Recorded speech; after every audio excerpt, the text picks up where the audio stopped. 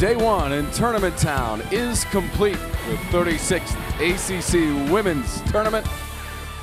And the results from day one are in, and what an exciting day, an evening of upsets as 4 teams are advancing in the tournament. It was full of excitement and what action. Boston College coming up with a win, and Wake Forest with such an impressive performance against Georgia Tech. They trailed by 7 at halftime, but the second half for Wake Forest was incredible. 50 points on the board, held Georgia Tech to 24, all 5 starters into double figures. That includes Lakivia Boykin with 21, Sandra Garcia with a double-double, 10 points and 12 rebounds, and 49% shooting for Wake Forest, pulling away big time from Georgia Tech, which had defeated them twice during the course of the regular season.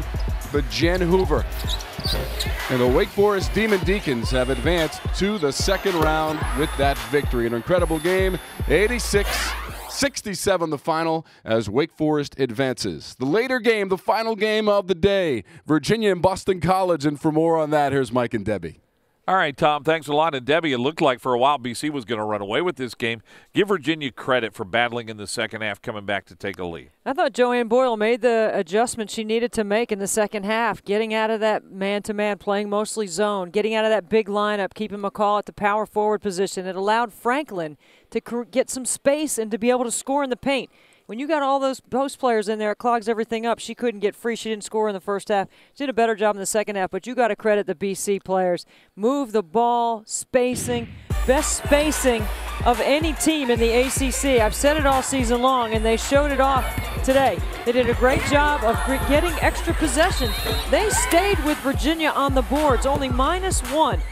And their effort on the glass is what gave them some extra possessions, Mike.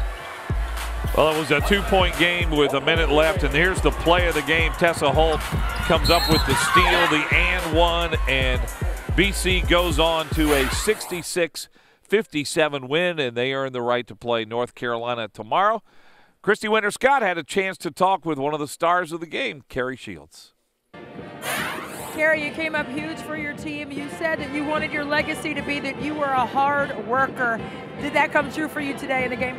I mean, yes, definitely. I knew that I did not want this to be my last game, and my teammates fought so hard for me today, and I'm just so happy we came out with a win. So, defensively and on the boards, those were key factors for you, and especially in the second half. What changed for you from the first half to the second? I spoke to you about this yesterday, our sense of urgency. I mean, we knew that we needed to get those rebounds offensively and defensively, and we just worked hard, and that's how we got that win. So, facing a really physical North Carolina team tomorrow, what are the key factors for a victory? Same thing.